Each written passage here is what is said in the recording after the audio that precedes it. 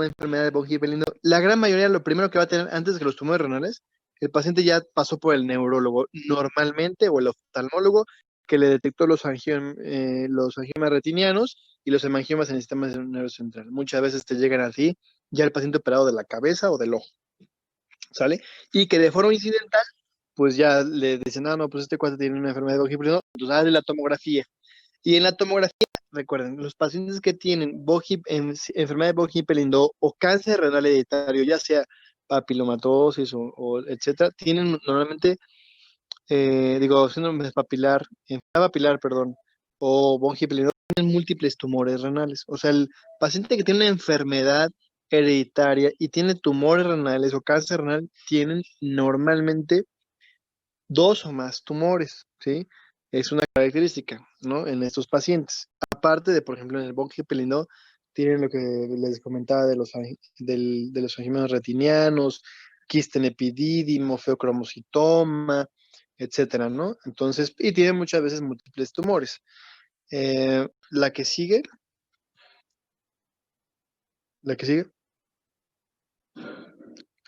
El Big Hope Dubé son esas manchitas que ustedes, no sé si han visto algún paciente con esos granitos en la cara, ¿sí? De entrada ya uno puede sospechar del Big Hip Dubé. El Big Hip Dubé se asocia al cromófobo, ¿sale? Pero igual les comento, la mayoría de cromófobos que vemos, que no es un tumor tan común, no tiene Big Hop Dubé. Big Hop Dubé lo ves por las lesiones cutáneas normalmente y se acompaña de tumores renales tipo cromófobos. ¿La que sigue? Bueno, igual tiene ahí su componente hereditario, se asocia el papilar a otro tipo de características. Hay otros hereditarios, hay un montón de enfermedades hereditarias renales, ahorita no es el tema, no necesito que ustedes lo aprendan, eso es para especialista, pero con que me sepan que es el más común es la enfermedad de von Hippel-Lindau, el síndrome de von Hippel-Lindau, me voy a poner ese video, y que es el gen BHL el que se afecta tanto en la enfermedad como el paciente que tiene un carcinoma claras, que no tiene enfermedad de von Hippel-Lindau. ¿Sale? Patogénesis. Pues bueno, aquí, al final de cuentas, el carcinoma renal es un tumor que más o menos crece rápido. Tal vez va dependiendo de su tasa de duplicación, depende de qué, del grado nuclear. O sea, el carcinoma de células claras, bueno, renal en general, y hablando de células claras, que es el más común, su replicación, su grado de replicación va a depender de su grado nuclear. Entre más bajo sea el grado nuclear, es un tumor con una replicación más lenta. Entre más agresivo, sarcomatoide o grado 4, va a replicar tan rápido que va a llegar a los vasos renales, a los interpolares, a los arcuatos, y entonces ya cuando tiene invasión a esos, muy probablemente esos tipos de tumores puedan hacer enfermedad metastásica, ¿sale? Entonces va a depender de eso su ritmo de crecimiento. Desafortunadamente, la gran mayoría, el 50%, bueno, el primer mundo, el 50% se detecta de forma incidental o más, de hecho, creo que hasta va hasta el 70%. De forma incidental, que haces una tomografía por alguna otra cosa o un ultrasonido renal por alguna otra patología, el paciente le duele la panza y ya tienes un tumor renal, ¿no? Entonces, la gran mayoría de los pacientes, más del 50% van a ser asintomáticos, no van a tener ninguna molestia y se van a diagnosticar de forma incidental. En México no vamos a ese nivel. En México el paciente va a tener hematuria macroscópica, ¿no? Y dentro de la hematuria hace su tomografía, como les he comentado, y chas, sale el tumor subterrenal, que normalmente no son tumores tan pequeños, porque pues, el paciente ya que presenta, cuando el paciente presenta hematuria, es porque ya el tumor muchas veces ya está invadiendo el sistema colector, ¿vale? O sea, porque el paciente llega contigo con hematuria macroscópica. Y bueno, pues sí, hay una regla de los 30 que, bueno, ha cada vez bajado. El 30% de estos pacientes va a estar con enfermedad metastásica. Uh-huh. Entonces, y la gran mayoría de estos pacientes, digo, no entendí muy bien esta diapositiva, pero es a pulmón, ¿vale? No necesariamente, o sea, aquí ponen que el 100%, o sea, pulmón, no sé qué más pusieron ahí, pero bueno, acuérdense, sí es el más común pulmón, pero a veces se pueden saltar, ¿eh? Puede tener en cerebro, puede tener hígado, puede tener en hueso, ¿sí? Y no tener en pulmón. Lo más común es pulmón, la metástasis hematógena.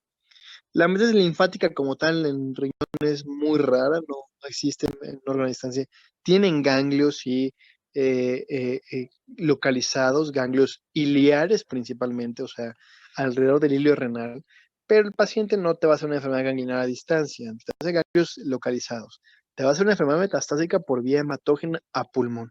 Primero, hueso, riñón e hígado, perdón, hígado y cerebro, ¿sale? Por contigüidad, el tumor va creciendo y puede invadir la gerota, que es su propia fascia. Ya recordemos cuáles son las fascias, que es la cápsula renal, la grasa perirrenal, la gerota, y puede invadir la glándula suprarrenal ipsilateral, ¿no? En ese orden. Se va de lo menos profundo, de lo más profundo hacia lo más periférico. ¿Sale? Y por último, también el tumor renal tiene una característica. La mayoría de cánceres hacen trombos, ¿verdad? El paciente tiene una procoagulabilidad importante, o sea, hacen factores procoagulantes y tienen trombos, principalmente en las piernas, ¿no? Sobre todo cuando son tumores pélvicos, ¿vale? Entonces, en caso de cáncer renal, hacen trombos, pero no son trombos por, por fibrinógeno ni toda la cascada de coagulación, son trombos de tumor. O sea, el tumor invade la vena renal y en la vena renal va creciendo hacia la vena cava, ¿no? Inclusive hasta la aurícula, ¿sale? La que sigue. Entonces, la estratificación, bueno, es el TNM, ¿sí? El TNM se logra en base a ¿qué? Cuando tú detectas un paciente que lo estudiaste por hematuria, así te diste cuenta, le hiciste tomografía, ya tienes una tomografía abdominal contrastada. Ese es el diagnóstico de tumor renal. Acuérdense que el diagnóstico de cáncer siempre es histológico. El diagnóstico de tumor renal lo haces mediante una tomografía, ¿sí? Abdominal contrastada. ¿Contrastada por qué? Porque, bueno, hay tumores benignos, hay quistes complejos, tú tienes que valorar ante la fase simple y contrastada cómo refuerza el medio de contraste, qué tamaño tiene, qué zona del riñón está invadiendo, si tiene trombo en la vena. Entonces, normalmente se dice que cuando el paciente refuerza el tumor de más de 30 unidades Hounsfield a la disminución de contraste, es un tumor renal y muy probablemente es un cáncer renal. ¿Sale? Sobre todo eso lo usamos en quistes complejos. La verdad es que a veces hay tumores que en la fase simple te puedes dar cuenta que tiene un componente más sólido, con mayor densidad que el resto del parenquima renal, y entonces tú ya sabes que es un tumor renal. Si tienes la duda, le metes contraste y ves cómo refuerza más de 30 unidades Hounsfield, y entonces eso es diagnóstico como un tumor renal, probablemente cáncer renal.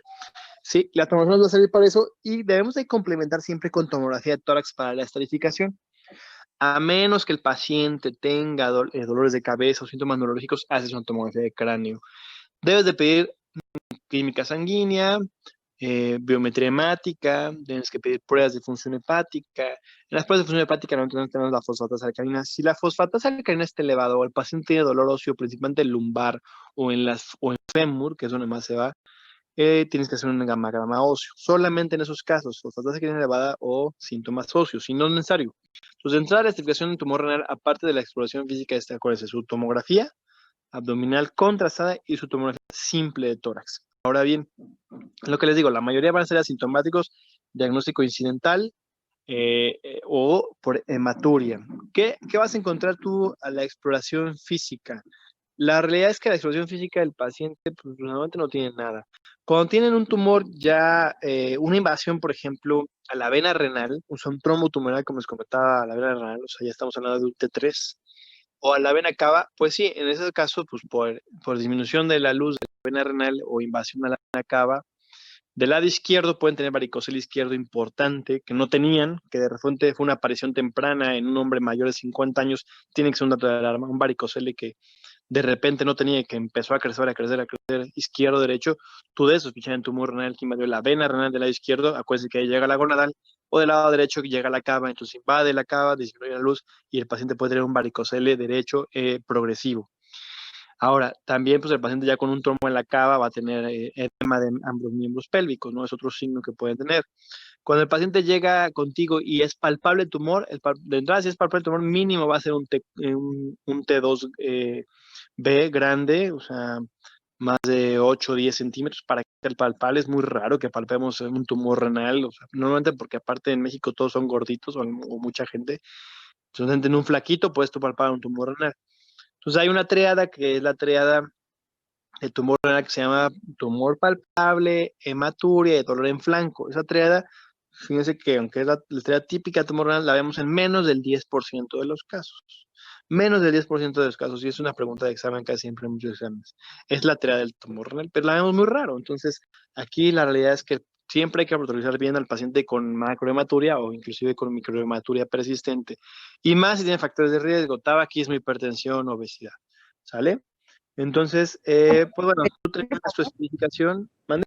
¿La podría repetir la triada, por favor? Es que se me cortó. Ah, tumor palpable, dolor en flanco y hematuria. ¿Sale? Gracias. Bueno, entonces, tiene que estar pendiente de eso, hacer su tomografía, tórax abdominal. Y bueno, ahí ya ustedes estatifican. La estatificación consiste en prácticamente en T1 y T2 son tumores confinados al riñón. T3 es cuando hablamos del trombo o de invasión ya a la grasa perirenal. Trombo en vena, trombo en vena cava infradiafragmática, trombo en vena en aurícula, ¿sí? Supradiafragmático. El T4 es la invasión a la glándula suprarrenal o gerota. Eso ya casi es por patología, por tomografía. Bueno, por tomografía puedes ver que invade la suprarrenal, ¿sí? Aquí, paradójicamente, muchas veces es peor tener un T3B o un T3C que un T4, ¿no? O sea, un trombo tumoral a la vena cava tiene muy mal pronóstico en general, porque la cirugía es bastante compleja, ¿sí? Que te invada la adrenal, ¿no? La suprarrenal.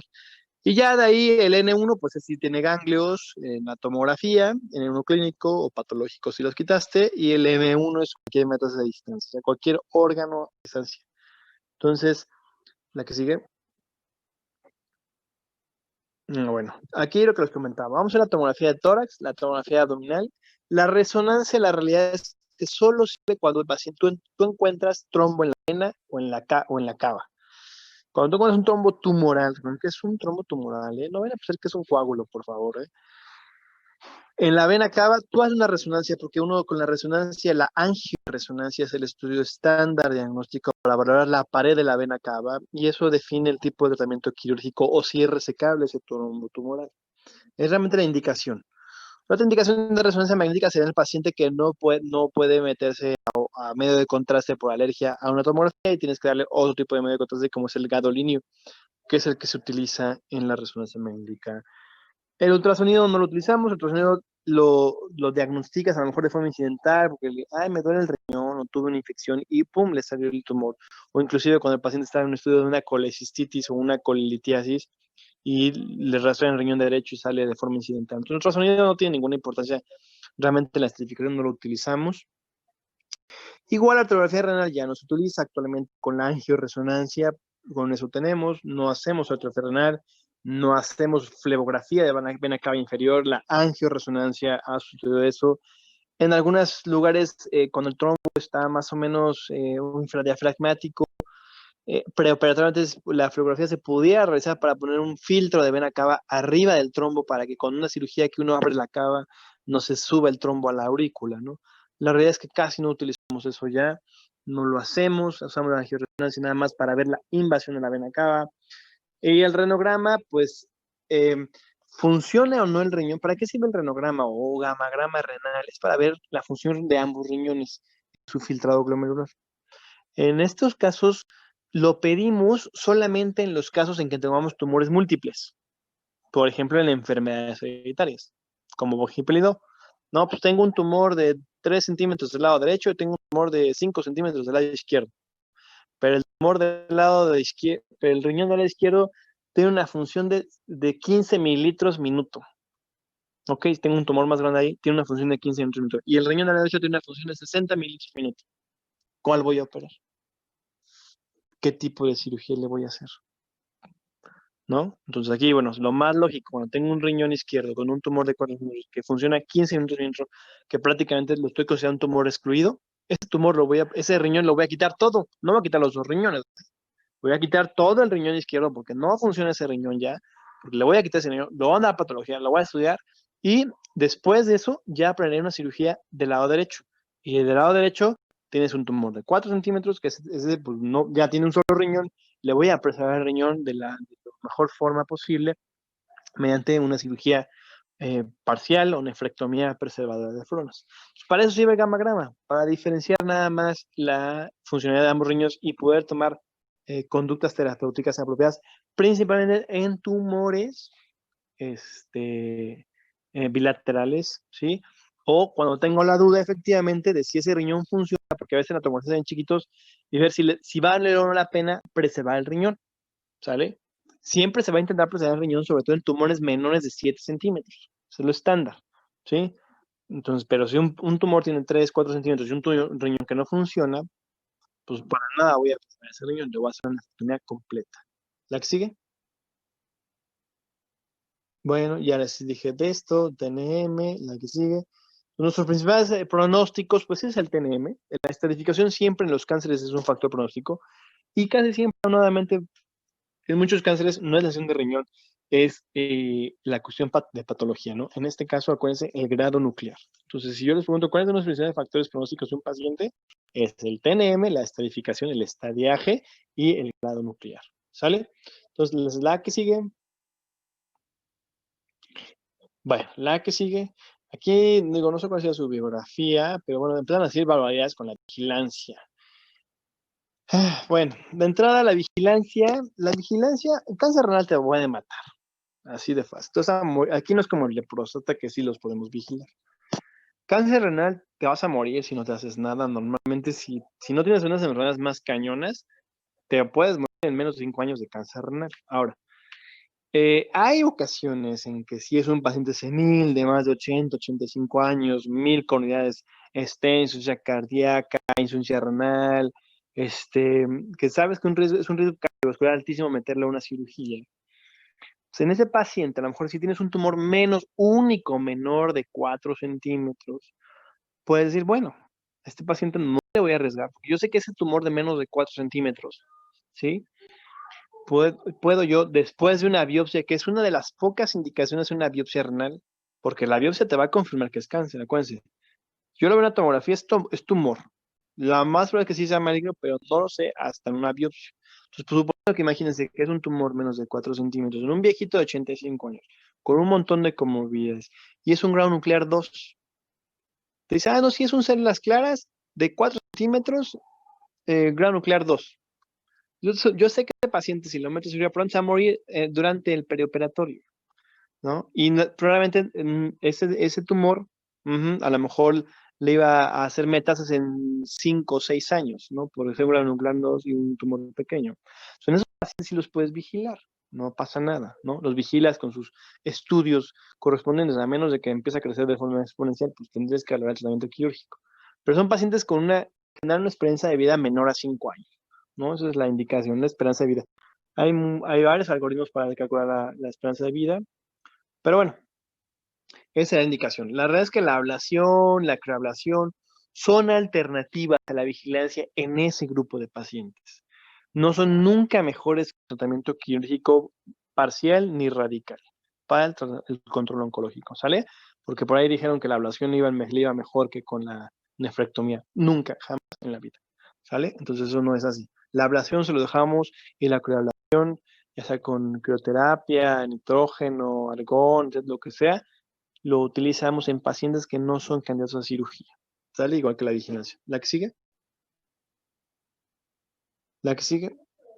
Resección quirúrgica. Bueno, tumores menores a 7 centímetros se intenta, se planea. Lo ideal en riñones funcionales es hacer una nefrectomía preservadora de nefronas. ¿Sale? La nefrectomía preservadora de nefronas puede ser una enucleación, puede ser una encuña, puede ser una polectomía, volar todo el polo del riñón. Ya sea abierta, laparoscópico, robótico, con la idea de preservar el riñón. ¿Qué ha demostrado la nefrectomía preservadora de nefronas? La nefrectomía preservadora de nefronas ha demostrado en tumores menores de 7 centímetros. Insisto, antes eran menos de 4. Ahorita, si es técnicamente factible, menores de 7 centímetros, o sea, lo que es el T1, ¿sí? Por TNM, solo los T1. Esos pacientes han demostrado que, bueno, entonces, si les preservas el riñón, ¿sí? Oncológicamente les va igual como si se los quitaras, ¿sí? Y tienen mejor sobriedad global. ¿Por qué? Porque les disminuye el riesgo cardiovascular y de insuficiencia renal. O sea, preservar el riñón en este tipo de tumores es el estándar, es lo ideal. En tumores de T1 que sean quirúrgicamente o técnicamente factibles, es lo ideal. Hay muchos formas de nosotros valorar la complejidad de la resección en un tumor renal. Cuando lo va a hacer una cirugía preservadora de nefronas o nefrectomía parcial, está el renal score, el PADOA, que no es para ustedes, pero bueno, uno determina ahí si es factible. Hay tumores renales, por ejemplo, muy periféricos, ¿no? Los tumores periféricos, que son chiquitos, meten al sistema colector, esos tumores son relativamente factibles, muy factibles de quitar. Hay tumores más grandes, a lo mejor un tumor de 5 o 6 centímetros que se meten al sistema colector, que se meten y se pegan mucho a la vena renal, al tronco principal, o a lo mejor tienen inclusive una de las segmentarias de la arteria renal exclusiva para ese tumor, que son muy intrarrenales. Esos tumores son más complejos, a veces hay que hacerles polectomía, se abre el sistema colector, hay que cerrar el sistema colector, hay que ponerse catéter, inclusive a veces hay que ligar selectivamente la arteria y la vena que iba al tal polo. Entonces, todas esas cosas nosotros las valoramos, pero bueno, siempre que sea factible hay que tratar de preservar el riñón. ¿La que sigue? La que sigue. Bueno, lo que les comentaba. La idea es el preservar el riñón te va a disminuir la mortalidad cardiovascular y te va a mejorar la seguridad global. Y el control oncológico es lo mismo que quitar el riñón. Ahora, hay algo que se llama síndrome paraneoplásicos, que no sé por qué lo mencionaron. Los síndromes paraneoplásicos en el riñón son más o menos comunes. Recuerden que los síndromes paraneoplásicos es por algo que secreta el tumor, ¿sí? Que produce cierto síndrome. En cáncer renal, el más común por libro dicen que es la elevación de la BSG, velocidad de estimulación globular. Ok, está bien, es el más común. De ahí sigue el hiperparatiroidismo, ¿sí? O sea, la hipercalcemia por una secreción de hormona relacionada o similar a la PTH, no es la de la paratiroides, es R, o sea, similar, relacionada a la PTH, que la secretan en los tumores renales. La otra es también la poliglobulia por la secreción de eritropoyetina. La otra es la anemia, ¿sí? Por la pérdida sanguínea o la deficiencia también de eritropoyetina. Otro síndrome es el síndrome de Stauffer, que es un síndrome donde el hígado empieza a elevar bilirrubinas y transaminasas, pero no por metástasis, o sea, no es por metástasis, sino por ciertas sustancias que no se sabe bien que eleva el riñón y el hígado empieza a elevar estas sustancias, se llama síndrome de Stauffer. Y bueno, tenemos algunos otros síndromes paraneoplásicos, pero bueno, conocer que hay estos, la elevación de la BSG, la anemia, la poliglobulia, la hipertensión secundaria, la hipertensión puede ser tanto por compromiso de la arteria renal por compresión, tanto por renina, ¿no? Hay tumores renales que secretan renina y entonces el paciente tiene hipertensión como síndrome paraneoplásico. Ahí tenemos ahí varias cosas que tienen que saber desde el punto de vista clínico. Aparte de la triada, los síndromes paraneoplásicos sí es más frecuente que los encontremos, ¿no? El paciente con una hemoglobina de 18 o el paciente con una hipertensión resistente, hay que sospechar el tumor renal, ¿no? O el paciente que empieza con calcio de 12, tienes calcio de 12, tiene ahí alteraciones, pues hay que sospecharlo, ¿sale? La que sigue. Bueno, entonces ya con el paciente, hay algunos que sí van a meter tumores de nefrectomías parciales en pacientes con tumores de más de 7 centímetros. ¿En qué casos hay que intentarlo siempre? Pues el paciente que sea monorreno, ¿no? El paciente que solo tenga un riñón, ya sea funcional o anatómico, ¿no? En ese paciente, pues sí, puede intentar siempre intentar presionar el riñón, sea el tamaño que sea el riñón. A veces no es factible, pues el paciente termina anéfrico, ¿no? Pero bueno, en tumores grandes, pues el cáncer sí tiene peor pronóstico en este caso que la diálisis o la hemodiálisis. Entonces, de ahí en fuera, en general, tumores de más de 7 centímetros, el tratamiento sigue siendo quirúrgico, la nefrectomía radical, ya sea la paroscópica, que es lo mejor actualmente, o la cirugía abierta, si son tumores monstruosos. Cuando invade la vena cava, ya es un T3, acuérdense. La vena renal, desde la vena renal es un T3, hay que sacar el trombo, hay que abrir la vena renal, hay que abrir la vena cava si es necesario.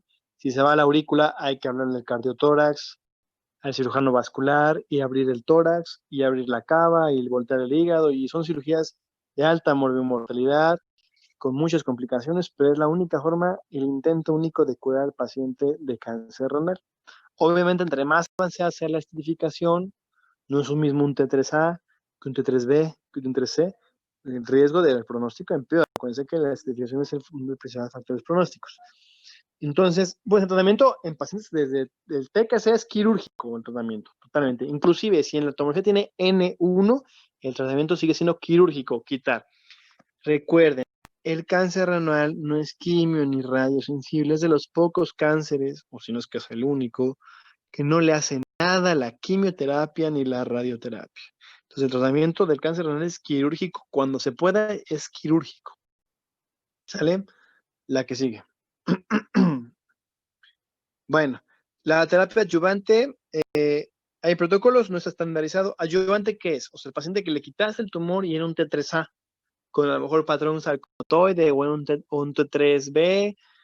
La realidad es que no damos ahorita terapia adyuvante. Está ese estudio que pusieron a Shure, que todavía no se ha estandarizado como tal la conducta, que es dar terapia inmunológica, se llama terapia blanco, mediante sunitinib, sorafenib, que es lo mismo que estamos dando, bueno, ya sunitinib no tanto, pero sí sorafenib y otros inmunomoduladores que damos para enfermedad metastásica. Entonces, no, la verdad es que la terapia adyuvante no sirve mucho, la quimio y la radio ya dije, no sirve para nada. El paciente con enfermedad metastásica, la que sigue. La que sigue. Bueno, la que sigue. Ah, ok, esa es enfermedad metastásica. No, nunca me pongan diseminada, eso es de primaria. La que sigue. Bueno, sí, qué bonito están los criterios de Motzer, que es actualmente, pues, digamos, son del Memorial. Son factores pronósticos para ver qué paciente, los utilizamos muchas veces para ver, a todos esos pacientes con enfermedad metastásica vamos a dar terapia blanco o terapia inmunológica. Pero esos criterios los utilizamos para ver el pronóstico del paciente primero y segundo, el paciente que aún así es candidato a nefrectomía. Hay pacientes con enfermedad metastásica que si tienen un Motzer, un solo factor de riesgo de Motzer, o sea, es un bajo riesgo, este paciente se va a beneficiar. Inclusive algunos intermedios con dos factores de riesgo de Motzer se podría beneficiar de ¿cómo se llama? De nefrectomía. Esa nefrectomía en una enfermedad metastásica se llama nefrectomía de citoreducción. O sea, disminuyes el volumen tumoral. ¿Sí? Con eso el paciente mejora, los síndromes paraneoplásicos se controlan y el paciente llega a sobrevivir un poquito más. Probablemente ya con una enfermedad metastásica el paciente sí va a morir de cáncer renal, ¿sí? Pero llegas a mejorar la sobrevida y tiene que ir obviamente en conjunto con el fuerte de la terapia, que es la terapia blanco. El paciente que tiene pobre o alto riesgo, o sea, más o igual a 3 criterios en Motzer, ese paciente ya no es candidato a nefrectomía citoreductora. Ese paciente no le vas a dar beneficio, vas a darle más movilidad, ese paciente solamente le va a dar terapia blanco. ¿La que sigue? Ahí está más o menos la supervivencia. Ven cómo es muy mala en el alto riesgo. Lo que les comentaba, cirugía nefrectora, ya vimos en qué criterios, bajo y algunos intermedios podrías de enfermedad metastásica, ¿sale? Nunca en alto riesgo. ¿La que sigue? Bueno, esto es otra situación. El paso, lo mismo les digo, o sea, el cáncer renal es quirúrgico en cuanto más se pueda. Si de repente un cáncer renal y tengo una bolita por allá en el pulmón izquierdo, en el lóbulo inferior, bueno, entonces ese paciente, si es su única metástasis, le voy a quitar el riñón y le voy a pedir al cardiotorácico, al torácico, que le quite la bolita de arriba, porque eso le va a dar mejor sobrevida que solo darle la terapia blanco, ¿sí? Muchas veces sí quitamos y sí hay que dar un refuerzo de terapia blanco por el oncólogo médico, pero inclusive, igual, si está en el cerebro, lo mismo, inclusive 2 o 3 vueltas en pulmón, si el torácico los amerita, lo quitan.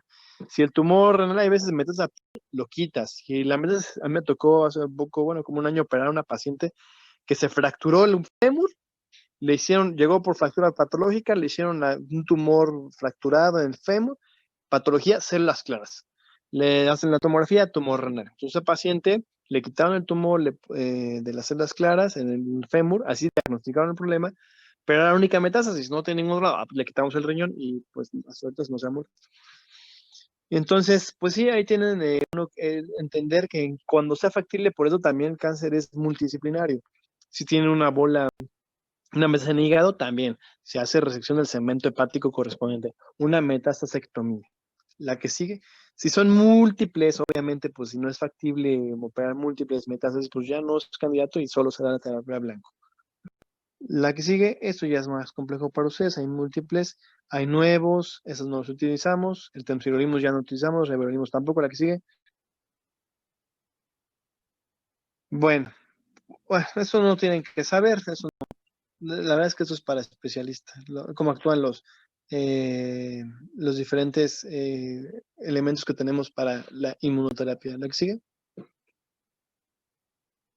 Bueno, es el seguimiento. No, lo sigue haciendo con lo mismo. ¿La que sigue? Actualmente lo que más utilizamos es bevamizumab y sorafenib. La que sigue, efectos adversos. La que sigue, interferón falla no utilizamos. Radioterapia no. ¿Sí? Dicen ahí es paliativo, la realidad es que pues, no se utiliza. ¿La que sigue? Ya, listo. ¿Dudas? ¿Nada? Yo tengo una duda, doctor. Ajá. Entonces, o sea, en pacientes que son monorrenos y que no sé, o sea, si la quimio y la radioterapia, ¿Cómo, que cómo, aún cómo? tengan como sí, o sea, en pacientes que son monorrenos Ajá. y que tienen buena esperanza de vida, pero si este cáncer no es sensible a quimio y radio, entonces, ¿cuál sería la O sea, acción el estándar terapéutica? de monorreno es hacer una nefrectomía preservadora de nefronas. Ah, ok. O sea, no quitar el riñón. Digo, corre mucho el riesgo de que tengas que quitar el riñón, ¿no?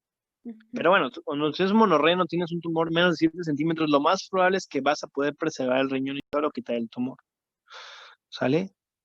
Sí. Si es un tumor muy grande monorreno, o sea, un tumor grande, o sea, ya hablando de un tumor de más de 7 centímetros, que se ve que invade hacia la grasa perirenal o la gerota, ni modo, el paciente tiene que, eh, este, tienes que quitar el riñón, entrar a hemodiálisis o diálisis y buscar el trasplante renal en su momento, mientras oncológicamente esté controlado. Porque tú a ese paciente le puedes quitar el riñón, curarlo de cáncer, meterlo un tiempo en vigilancia, hemodiálisis, diálisis en lo que consigue donador y puede ser un candidato si oncológicamente está controlado o inclusive no curado, no podemos utilizar esa palabra porque el cáncer así no se utiliza esa palabra, pero es que está oncológicamente libre de enfermedad tumoral, ese puede ser candidato a trasplante renal. Ok. ¿La que sigue? Siguiente pregunta. Doc, yo tengo una duda también respecto a ese tema que dijo, siento, bueno, no sé, para mí en este momento es algo muy complejo, que dice que es la cirugía preservadora de nefronas. Y hizo el comentario que era preferible, o bueno, que era lo mismo quitarlo que dejarlo ahí, pero pues bueno, era conflicto el hecho de que pues si lo dejas ahí, pues ese mismo tejido aparte, me imagino, pues obviamente ya no va a ser funcional y que corras el riesgo de que te pueda generar algún otro proceso neoplásico. Entonces, ¿por qué lo denominan así? Quitar el riñón, tú dices. No, no, no, en la cirugía preservadora de nefronas. La cirugía preservadora de nefronas es quitas el tumor, ¿sale? Y preservas el riñón. De eso se trata, ¿sale? O sea, hablando de la vigilancia, yo les dije que la vigilancia es solamente en pacientes con tumores menos de 4 centímetros, más de 85 años y múltiples comorbilidades. Es la única indicación realmente de vigilancia. El resto, no. O sea, los tumores renales no se vigilan, no se dejan ahí, no se les hace nada, no. El tumor renal es meramente quirúrgico, ¿me explico? O sea, porque no es sensible a quimio en la radio. O sea, el tumor renal la única manera realmente de que cures un paciente con cáncer renal es quitando el tumor de forma quirúrgica. Cuando es factible, sobre todo en tumores de menos de 7 centímetros, vas a tratar de preservar el riñón, tratar de preservar el riñón. Yo siempre que hago una nefrectomía parcial, siempre le digo al paciente, mira, voy a intentar, ya sea por la laparoscopía o abierta, voy a tratar de quitar solo el riñón, ¿sí? Pero si yo veo que a la mera hora ese tumor se introduce mucho al sistema, por ejemplo, colector, o empieza a sangrar, o no veo los bordes del tumor, y me dificulta o tenemos alguna lesión, muy probablemente voy a tener que quitarte el riñón. Pero la idea, al final de cuentas, en entender esto es que lo más importante aquí es el control del cáncer, ¿sale? Y en segundo término, la función del paciente. Hablando de preservarle funcionamiento renal, porque preservarte un riñón va a mejorar su sobrevida cardiovascular. ¿Me explico? O sea, el paciente va a mejorar su sobrevida global en general. Pero obviamente tú tienes que saber quitar ese tumor y poderle preservar el riñón. Entonces, siempre que sea factible, sí vas a preservar el riñón, aunque el paciente tenga 2 riñones. Porque aparte la mayoría de pacientes de aquí van a hacerse en algún momento hipertensos diabéticos. Y entonces ese paciente le vas a condicionar, ya entrada por esas comorbilidades, el paciente va a traer disminución en la función renal global. Entonces tú siempre debes de intentar preservar el tumor. No en ningún momento intentar no hacerle nada, no, para nada. O sea, tú vas a intentar quitar el riñón completo, quitar el tumor completo y preservar el riñón. A veces no se puede. Hay tumores complejos, muy metidos hacia el seno renal, hacia el ilio. Esos pacientes definitivamente ni siquiera se ofrezco una cirugía preservada de nefronas. A esos pacientes les digo, te voy a quitar el riñón. ¿Sí me explicó? Sí, sí, Claro, aclaré no, por completo, más bien estaba, entonces yo tenía como otro concepto, pero sí ya me quedó muy, muy claro. Tengo otra en el sentido de que, bueno, nosotros como futuros médicos de primer contacto, nos hablaba acerca de, pues, la triada, ¿no? Del tumor palpable, dolor en el flanco y hematuria, y entonces, pues, nos dice solamente el 10%.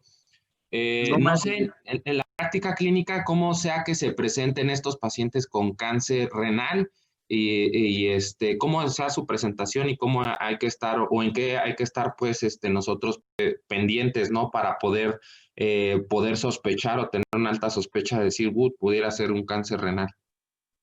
Lo más común una hematuria. O sea, a una hematuria tienes que estudiarla siempre. La gran mayoría los refieren que es una infección, un problema de próstata, ¿no? Y nunca les hacen un estudio de imagen de los riñones. La imagen que tienen que hacer es una tomografía con contraste, ¿sale? Es realmente la forma en que más común se van a presentar. El otro porcentaje, desafortunadamente, van a ser asintomáticos y se van a diagnosticar de forma incidental. Pero el paciente que se diagnostica de forma incidental no son tumores chiquitos que los vas a poder quitar ya como urólogo, los quitas y preservas el riñón, ¿vale? Ya cuando el paciente tiene hematuria, no sabemos realmente qué tamaño va a tener ese tumor. Otro de los datos clínicos es un paciente a lo mejor en México una hipertensión de difícil control, ¿no? Como un síndrome, que es un síndrome paraneoplásico al final de cuentas, una hipertensión de difícil control. Pero lo más común en realidad es hematuria, efectivamente, de entrada ni siquiera palpan ya las panzas. Y palpar un tumor renal está más difícil, entonces, pero sí el síntoma o el pivote es la hematuria. Y la hematuria, tú tienes que hacer un estudio contrastado tomográfico del abdomen que valores de dónde viene esa hematuria. Es una urotomografía, ¿no? Como les Sí, había claro. mencionado. Entonces, realmente sí, ese es lo complicado de estos problemas, que no te va a hacer síntomas hasta que el paciente orina con sangre, si no es que lo incides de forma incidental. Por ahí de repente, pues sospechando con una hipertensión resistente, o el paciente aquí con un síndrome de Stauffer que se pone ictérico de la nada, le haces bilirrubinas, pero ahí empiezas un protocolo gigante. O sea, el paciente que de repente se pone